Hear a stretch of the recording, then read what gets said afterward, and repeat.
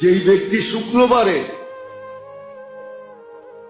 জুমার নামাজের পরে 7 বার সূরা ইখলাস, 7 বার ফালাক, 7 বার নাচ পড়বে, আগামী শুক্রবার পর্যন্ত সমস্ত বিপজ্জনক রোগ ব্যাধির থেকে নিরাপদ থাকবে।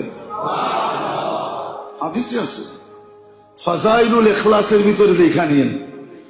ফাজাইলুল ইখলাস একটা কিতাব আছে, যারা উলামা আছে এদেরকে বলতেছে। ফাজাইলুল ইখলাস একটা কিতাব আছে, ওটার ভিতরে লেখা আছে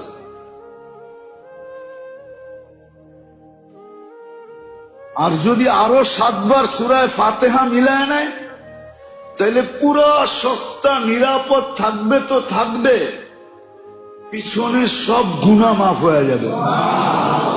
কাফারাতুজ যুনুব। যেই ব্যক্তি জুমার নামাজের পরে সুবহানাল্লাহিল আযীম ওয়া বিহামদিহি 100 বার পরে সুবহানাল্লাহিল আযীম ওয়া বিহামদিহি, তার আমলনামায় 1 লক্ষ নেকি লেখা হয়। কি পারবেন এক সপ্তাহে 1 লক্ষ গুনাহ করতে?